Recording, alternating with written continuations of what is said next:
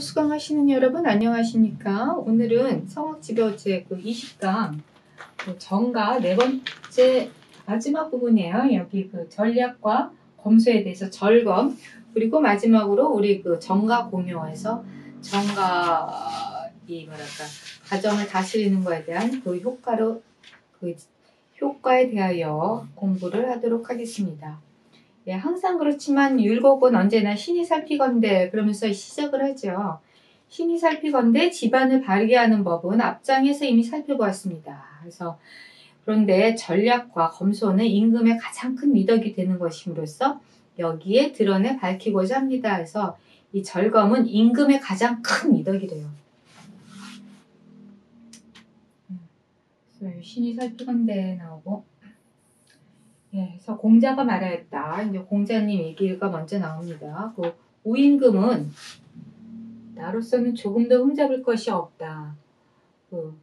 먹는 음식은 소박했으나 귀신에게 효를 다했으며 평소에 입는 옷은 거칠었지만 세례의 예복은 아름다움을 다하였으며 궁실은 보잘것 없었지만 보또랑은 정비하는데 온 힘을 다하였으니 우임금에 대해서 나로서는 조금 더 흠잡을 것이 없다. 얘기하는데 이거에 대해서 이제 또 주자가 이야기하기를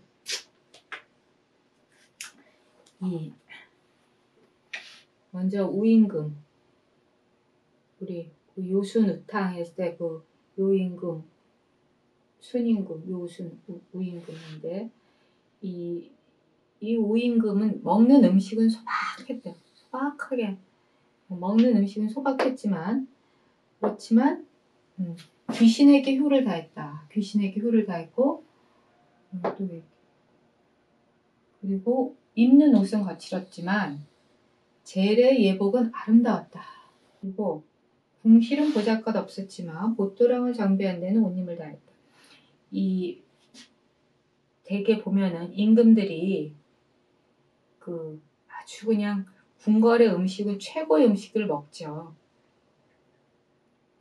아주 그냥 이 우임금 같은 경우는 소박하게 음식도 먹고 그리고 옷도 거칠게 입고 그리고 이제 궁실도 보잘것 없고 그렇지만 그럼에도 불구하고 이제 귀신의 제사 지낼 때는 이게 아주 정말 잘 옷을 제대로 잘 갖춰 입고 열심히 온 힘을 다해서 하였다. 그러니까 이런 것들이 이 공자 선생님이 봤을 때는 정말 훌륭한 일이다라고 이야기를 하고 있어요.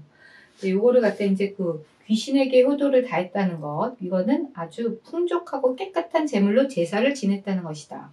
그리고 의복이란 평상시에 입는 옷을 가리키는데 이거 아무렇게나 평소는 입었지만 이 제사를 지낼 땐 진짜 옷을 잘 입었고 보또랑은 그것으로 이제 전답을 경계하는 가문과 장마에 대비하는데 이게 혹은 이제 풍족하거나 검소하게 하는 것을 각기 상황에 따라 알맞게 했으므로 비난할 틈이 없다 이런 얘기를 하고 있는 것입니다. 그러니까 조금 더 흠잡을 것이 없다라고 얘기했다는 것은 비난할 게 없다 그런 얘기를 계속하고 있는 것이죠. 그리고 우임금 같은 경우는 자신의 의식주는 검소했지만 백성들을 위해서 부지런히 힘쓰고 종묘와 가정의 예법에 있어서는 아주 그냥 꾸밈을 다하고 이른바 온 세상을 가지고도 자기 것으로 여기지 않았으니 어찌 이런 사람을 흠잡을 수 있겠는가. 그리고 계속 얘기하기를 문왕은 거친 옷을 입고 백성을 편안하게 하고 먹여 살리는 데 힘썼다. 근데 계속 거친 옷이라는 얘기가 나와서 제가 잠깐 생각이 났는데 여러분 혹시 호치민 아십니까? 호치민? 베트남의 어떤 국부라고 여기면 하죠. 이 사람이 프랑스하고도 싸워서 이기고 미국하고도 싸워서 이기고 중국하고도 싸워서 이기고 다 이겼어요. 베트남.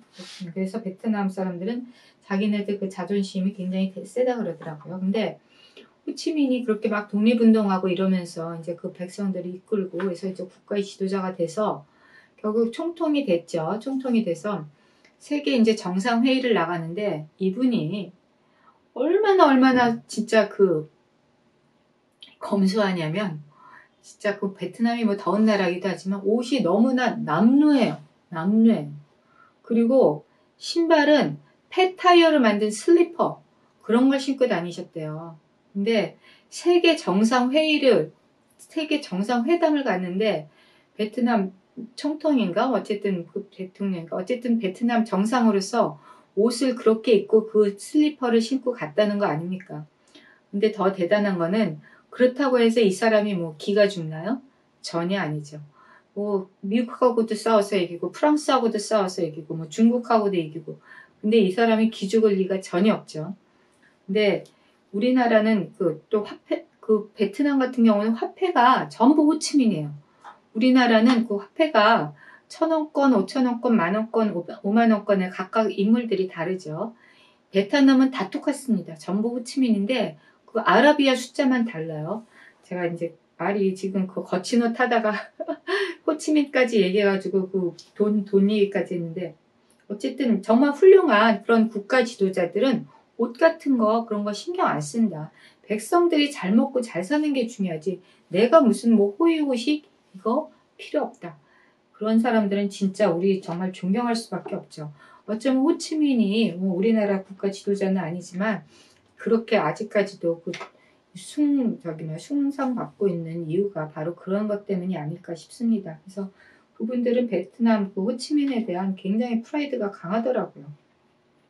어쨌든 뭐 이렇게 거친 옷 입고 뭐 아주 그냥 음식도 그냥 그 소박하게 먹으면서 백성들을 위해서 끊임없이 일하고 이러면은 정말 훌륭한 지도자인 거죠. 네, 그리고 이제 또 한나라 문제, 문제, 무제 얘기가 나오는데,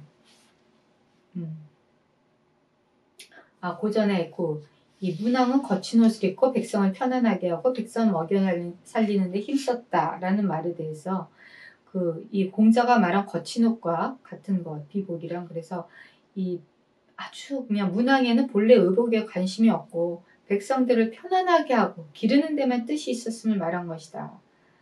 계속 그 반복되고 있는데 어쨌든 그 옷, 먹는 거 이런 거 별로 중요하지 않았어요.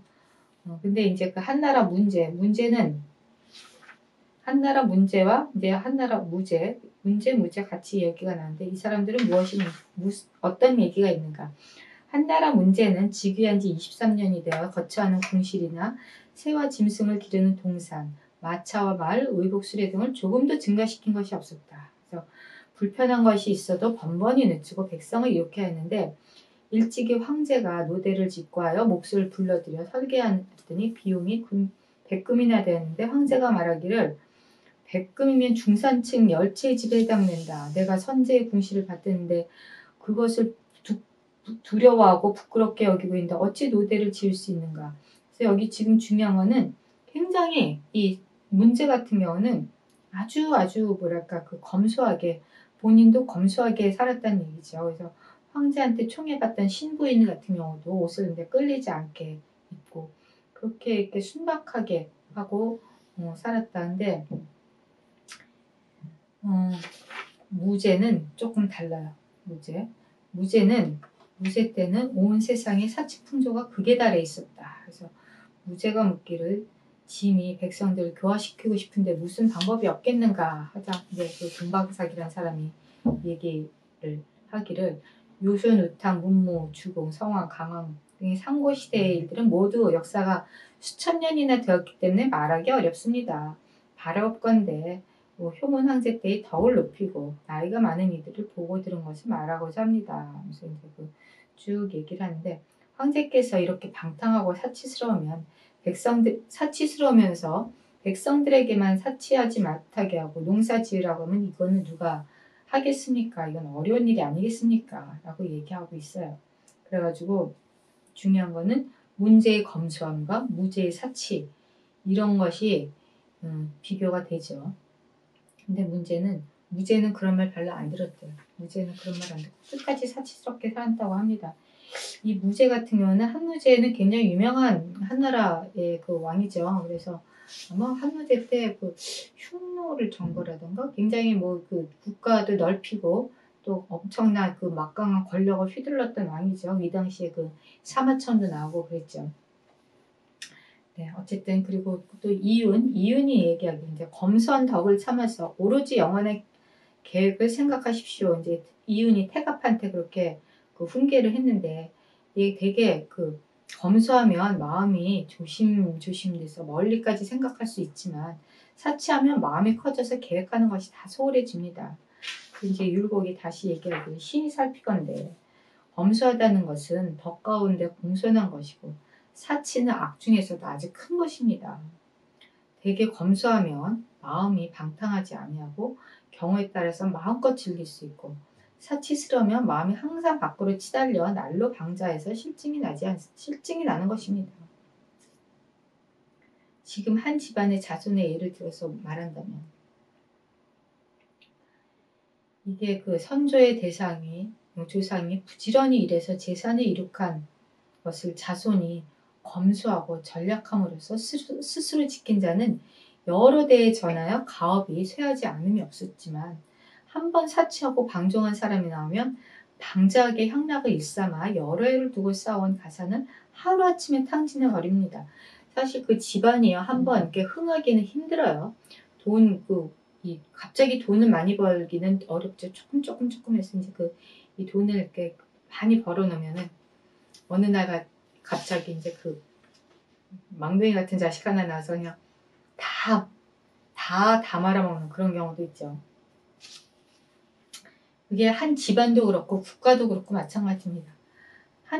그렇지만 한 집안의 흥망은 여파가 적지만 나라의 경우라면은 이게 안 그렇지. 나라의 경우면 조금 이 집안이 망하는 거랑 나라가 망하는 거랑 망하는 건 똑같은데 집안이 망하면 그 집안 사람들만 괴롭지만 나라가 망하면 그 나라 백성 전체가 다 괴로워요.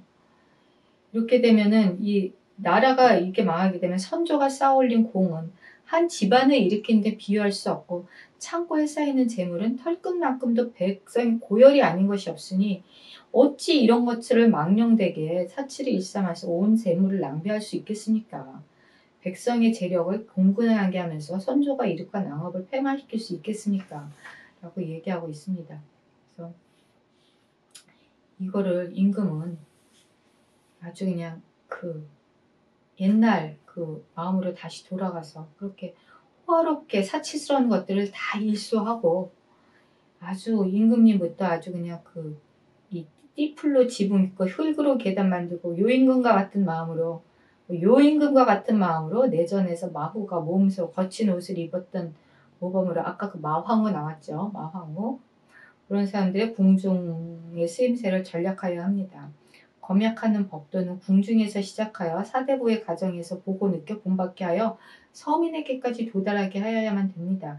그러니까 뭐든지 왕부터 잘해야 왕이 잘하면 그 밑에 신하들이 잘하고 그 밑에 신하들이 잘하면 이제 거기 밑에 또 말단 관리가 잘하고 그게 이제 백성들한테까지 쭉 교화를 미치게 되는 겁니다. 이런 거를 지금 계속 얘기하고 있어요. 그리고 사욕이 커지고 사치스러워지면 의리, 덕 이런 건 당연히 없어지겠죠. 덕과 의리가 행해지지 않으면 자꾸 틈이 벌어지게 되고 멀리 있는 자는 더더욱 벌어지게 되고 엎드려 생각하건대 폐하, 전하 이러시면 되시겠습니까? 안 되시겠습니까? 깊이 생각하시옵소서 라고 이야기합니다. 그러니까 임금한테 계속 절검을 이야기하고 있어요. 절검, 전략과 검소는 임금의 가장 큰 미덕이라고 얘기하면서 항상 검소하게 사치를 일삼지 말고 백성을 생각하면서 살아가십시오 라는 말을 하고 있습니다. 너무나 옳으신 말씀이죠. 예, 그 다음에 계속 여기 이윤 얘기 계속 나오고요.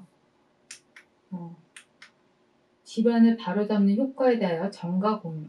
이게 마지막으로 이제 정가의 마지막이 되겠습니다. 정가 공유, 집안을 바로잡는 효과. 우리 지금 정가에서는 여러분 아시겠지만 공부 어떤 것들이 있었냐면 제일 처음에 정가에서 항상 그랬지만 이제 총론이 있죠.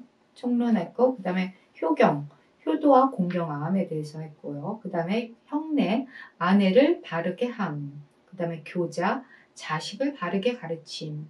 그 다음에 친족, 친친에 대해서 했고 그 다음에 근엄한 몸가짐, 그리고 전략과 검소, 절검까지 하고 이 마지막으로 이제 정가 공유, 집안을 바로잡는 효과에 대하여 라고 이야기하면서 이제 정가가 맞춰지겠습니다.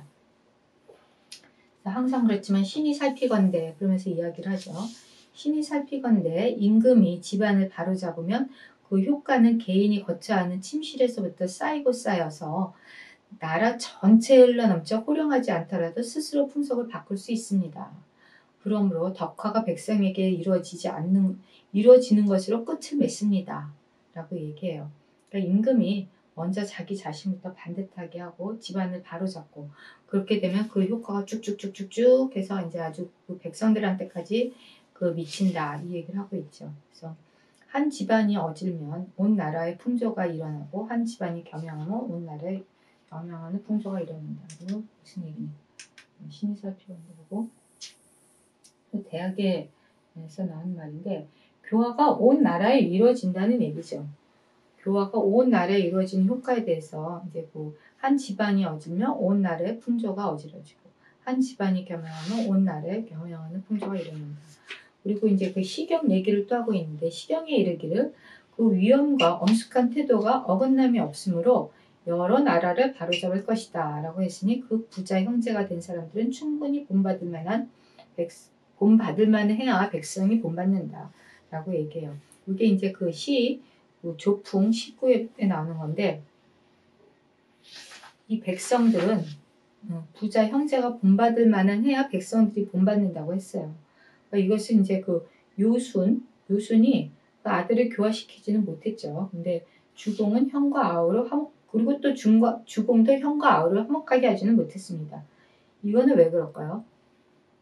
그거에 대해서 주자가 말하기를 성현은 보편적인 경우를 논한 것이며 요순 주공은 예외의 상황에 처했던 것이다. 그래서 만약에 천하를 자식에게 주지 않고 어진이에게 전했다면 이것은 예외 상황에 잘 대처한 것이라고 할 수 있다.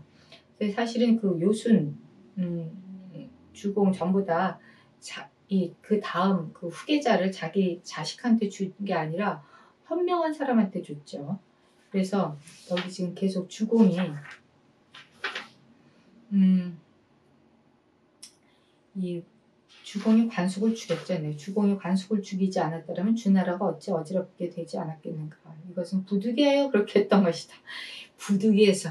사실 성인도 사람을 죽이는 경우가 있습니다. 그 공자도 또 좀 그런 적이 한 번 있죠. 그는 부득이해서 그렇다. 그래서 근데 이거 지금 보편적인 마음만 갖고 고수 같은 아버지가 있고 관숙, 채숙 같은 형제가 있다는 것을 이해하지 못하면 예외적인 경우를 논할 수 없다. 그래서 이제 그 순임금 아버지 고수 알죠. 아주 그냥 이상한 아버지. 이런 아버지를 참 그렇게 이런 아버지한테 그렇게 효를 다하는 진짜 순임금은 대단한 사람이에요. 관숙, 채숙도 마찬가지 이런 형제들이 있는 것. 그리고 또 이제 그 시경에서 이야기하기를 아름다운 복숭아 나무 꽃이 만발하였네. 아이가 시집가면 그 집안을 화목하게 하리라. 이렇게 얘기하고 있는데요.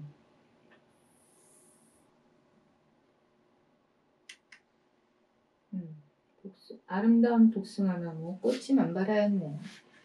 아이가 시집가면 그 집안을 화목하게 하리라. 그래서 그거에 대해서 이제 주자가 얘기하기를 그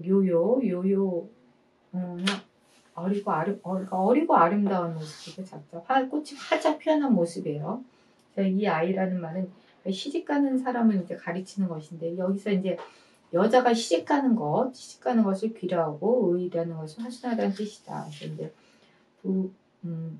부부가 거처하는 곳을 말하며 한 집안을 말하는 것이다. 문왕이 덕화가 안으로부터 나라에 미쳐 남녀가 바르게 되고 혼이 날 때 맞게 했기 때문에 시인의 눈에 비치는 모든 모습에 흥을 일으켜 여자의 현숙함에 감탄하였으면 반드시 그 집안은 화목하게 할 수 있을 것이다 라고 이야기하고 있습니다.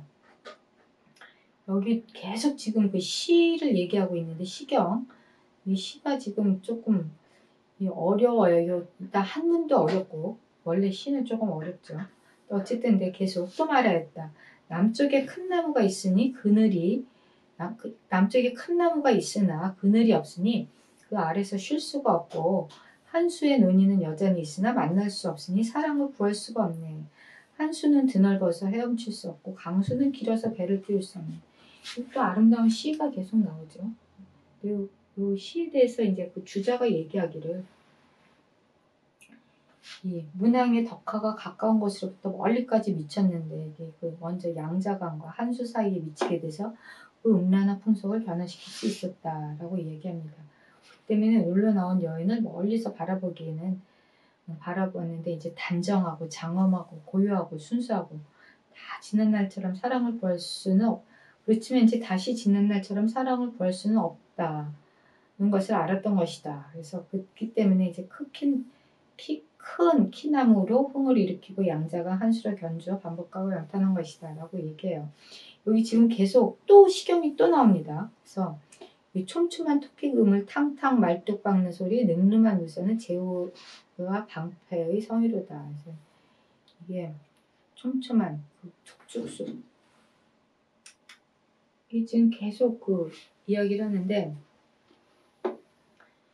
이 주자가 얘기하기를 여기 쑥쑥은 촘촘한 토끼금을 이건 아주 질서 있게 잘 정돈된 모습이고 정정 뚝딱딱 말뚝 박는 소리 그 다음에 규균의 용감한 무쇠의 모습 방패와 성은 모두 외적을 말아내고 나라를 지키는 것인데 덕화가 행해져서 풍속이 아름다워지고 현명하고 재능 있는 아이가 많아졌다. 그럼으로써 그 그물로 토끼를 잡는 야인일지라도 재주가 아주 좋다. 그러므로 시인이 그가 하는 일을 가지고 흥을 일으키고 참여했으니 문왕의 덕화가 상대했다는 것을 가히 볼 수 있다. 그래서 이 지금 정가 공효를 갖다가 계속 시경을 인용을 해서 이야기를 하고 있는데 마지막으로 이게 율곡이 이게 무슨 말을 하는 건지 한번 보도록 하겠습니다. 신이 살피건대 주남에 수록된 시는 바로 집안을 바로잡는 것을 한 주제입니다. 여기 지금 주남시가 계속 나왔죠. 시경에 아름다운 복숭아나무 꽃이 만발하고 아이가 시집가면 집안을 화목하게 하고 남쪽에 큰 나무 있고 촘촘한 토끼그물 이런 것들이 이런 시가 사실은 다 집을 바로잡는 것을 주제로 한 것입니다. 그래서 이 세 편의 시를 인용하여 얘기했죠. 아름다운 복숭아나무 꽃이 만발하였네 아이가 시집가면 집안이 화목하게 하리라. 또 남쪽에 큰 나무가 있어 그늘이 없으니 그 아래 쉴 수가 없고 그 다음에 한수의 논의는 여전히 있으나 만날 수가 없고 사랑을 구할 수가 없네. 한수는 드넓어 헤엄칠 수도 없고 강수는 길어서 배를 띄울 수도 없네. 그다음 촘촘한 토끼금을 땅땅 말뚝 박는 소리 늠름한 미소는 제후의 방패와 성의로다. 네, 이런 시들이 도대체 무엇이냐. 이런 시를 이용해서 집안을 바로잡는 효과를 드러냈습니다. 라고 얘기하고 있습니다. 그리고 대개 남녀간에 바르게 됨으로써 강수와 한수 역의 음란하는 풍속을 변화시켰고 그리고 현명하고 재능이 있는 이가 만나서 야인이라도 그 나라의 방패와 성이 될 만한 자질을 갖추고 있으니 이는 덕화가 사람을 변화시킨 것입니다. 그래서 그 근본을 미뤄보자면 이는 문왕의 뜻을 정성스럽게 하고 올바른 마음으로 노력했던 결과입니다. 그래서 그러므로 주자는 말하기를 뜻을 성실히 하고 마음을 바르게 가다듬는 노력을 쉬지 않고 오랫동안 계속한다면 그것이 투철하게 배어들고 두루 스며들어 스스로 그만둘 수 없으니 이것은 개인의 지력으로서만 미칠 수 있는 것이 아니다. 라고 얘기하고 있어요. 오로지 그 뜻이 성실하지 않고 마음이 바르지 않은 까닭에 집안을 다스릴 수 없는 것이고 집안이 바르지 않은 까닭에 나라를 다스릴 수 없는 것입니다. 이때 중요한 얘기를 하네요. 뜻이 성실하지 않고 마음이 바르지 않으니까 나라가 그 집안이 바르게 되지 않고 집이 바르지 않으면 역시 나라도 바르게 되지 않는다. 그러므로 중요한 것은 진실로 뜻을 정성스럽게 하고 마음을 바르게 할 수 있다면 집안이나 나라는 마음과 뜻을 들어 적용시키기만 하면 다스려질 것이다. 여기 또 이제 그 수기가 앞에 전제되어야 된다는 것을 이야기하고 있습니다. 수기, 침, 수기 정신 이런 것들이 그 아주 그냥 그 마음을 잘 다잡아서 정성껏 해야 이게 그 가정도 제대로 잘 다스릴 수 있고 가정이 이제 제대로 잘 다스려지면 이제 나라도 다스릴 수 있고 그런 얘기를 하고 있어요. 어차피 왕가도 그 가족이죠. 자기네들끼리 황제 황후 해도 다 엄마 아빠고 또 그리고 그 황자 공주도 다 같은 혈육들 현재 자매들이죠. 이 사람들이 사실은 이 황족들도 같이 다 혈육이고 가족이기 때문에 가족들끼리 얼마나 잘 사이좋게 지내느냐가 이 황제한테는 굉장히 어려운 일이죠. 그래야 이제 그 가족을 넓힌 게 이제 국가니까 가족 바뀌어서 이제 친친에서 애민으로 나가고 그다음에 이제 사회동포 쭉쭉 나갔는데 그게 가족들이 먼저 이제 같이 잘 조화롭게 지내야 그 다음에 그 백성들한테 그 교화와 덕화가 펼쳐진다라는 것을 계속 이야기하고 있어요. 그래서 옛날에 임금들 가운데에는 실로 집안을 바르게 하지 못하였으면서도 겨우 나라를 다스려간 사람들도 있었는데 예를 들면 제나라 환공. 이 사람은 그 6명의 총리 하나 애인을 두고 그리고 관중을 신임해서 제후들의 우두머리가 되었습니다. 그리고 당나라 태종은 궁중 안에 추잡스러운 행동을 많이 하였음에도 불구하고 위증을 등용해서 천하를 다스릴 수 있었습니다. 그러니까 당태종이나 이 제나라 황공이나 관중, 위증 이런 사람들이 옆에 있었기 때문에 훌륭한 그 임금이 될 수 있었던 거죠. 그리고 그러나 이렇게 비록 인의를 갖탁하여 일시적인 안정을 얻을 수는 있었지만 비유하면 근원이 없는 물과 같아서 넘쳐 흐를지라도 마르기 쉬운 것이며 뿌리 없는 나무 같아서 비록 무성하더라도 쉽게 말라 죽는 것과 같습니다. 그래서 환공은 자신이 죽었을 때 장례를 지내지 못하게 해서 시체에서 생긴 벌레를 문 밖에까지 시체에서 생긴 벌레가 문 밖에까지 기어나왔고 제나라의 혼란은 여러 대가 지나도록 안정되지 않았습니다.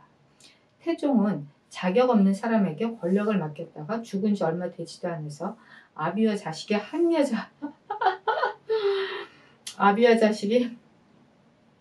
여자와 관계하여 천륜을 더럽히고 자손은 모조리 죽임을 당했던 것입니다. 이게요, 태종 아들이 고종이죠. 고종 맞나요? 맞아요. 고종의 부인이 측천무죠. 아마 그럴 거예요. 그래가지고 이게 그 측천무가 이제 이 왕권을 쥐면서 이제 그 또 피린내 나죠. 그냥 자기 혈육들끼리 죽고 죽이고 난리를 치고 그러다가 그 자기 아들까지도 죽이죠. 측천무 참 무서운 여잔데 어쨌든 그런 얘기를 지금 하고 있네요. 그리고 자손은 모조리 죽임을 당하였던 것입니다. 3대 성왕들로부터 자신의 집안에 미치고 집안으로부터 나라에 미치며 나라로부터 온 세상에 미치게 한 것이 근원이 있고 근본이 있어서 물줄기가 멀며 물결이 크게 일어나며 꽃이 아름다우며 열매가 많이 열리는 것과 어찌 같을 수 있겠습니까? 라고 얘기하고 있어요. 그리고 비단 임금만 이럴 뿐만 아니라 신하로서도 임금을 보좌하여 성군으로 만들고 백성에게 혜택을 주려는 사람도 마찬가지입니다. 그래서 혹 말뿐인 학문으로 느끼고 깨달은 것은 말 위에서만 구할 뿐이요 한 번도 자신을 반성하여 보지 않고 그 행동을 살펴보면 부끄러움을 면할 수 없고 그 집안을 관찰해 보면 화목하고 정숙하지 아니하여 남자는 욕심에 끌려 강직함을 잃고 부녀자는 기쁜 일만 탐하여 순종을 잃은 사람이 많을 것이니 기가 막히네요. 이런 사람들이 어찌 진실로 임금을 성실로서 감동시키고 백성에게 은혜를 미칠 수 있겠습니까? 이 때문에 임금이 궁중을 바로하지 못하고 백성을 교화시키려고 한다거나 신하가 처자를 바로하지 못하고 임금을 바로 잡으려고 하는 것은 김을 매지 않고도 수확을 거두려고 하는 것과 같습니다.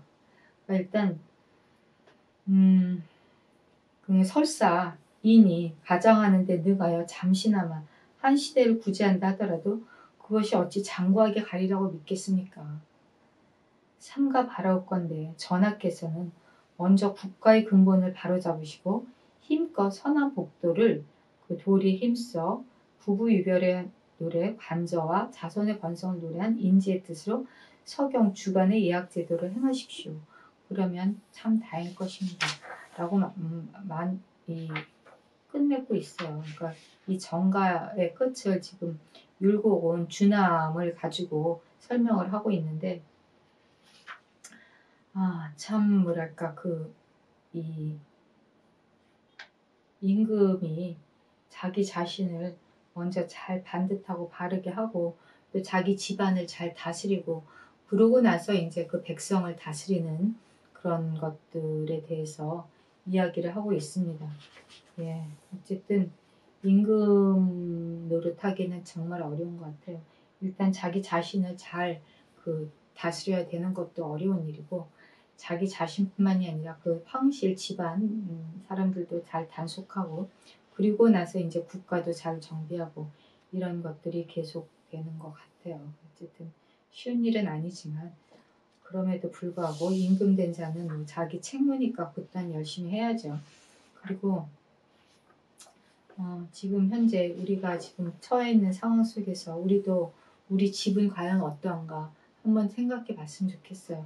제가 이거 항상 얘기하지만 이런 율곡의 그런 이야기들을 가만히 살펴보면은 이게 500년 전에 그냥 하고 끝나는 얘기가 아니라 지금 현재 우리 현실을 돌아볼 때도 아주 그냥 가슴속에 속속 새겨지는 얘기들이 많이 있습니다.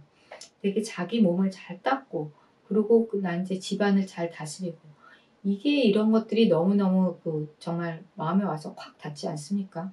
이런 것들 하나하나 살펴보면서 과연 나는 어떤가? 자기 자신을 한번 성찰해보고 우리 집안은 어떤가? 우리 집안도 한번 되돌아보고 그러면 이 상황 속에서 나는 무엇을 어떻게 해야 되는가? 자기 자신의 그런 어떤 이 실천할 일 같은 것도 한번 생각해보고 그리고 또 실천해야 된다면 실천하고 실행하는 게 중요하죠. 그러면 이제 이 성악지별이 읽은 그야말로 효과, 공효가 드러나는 것이죠. 그러니까 집안을 바로잡는 공효, 정과 공효를 여러분들도 한번 느껴보시기 바랍니다. 네, 어쨌든 수고하셨고요. 오늘은 여기까지 하겠습니다. 감사합니다.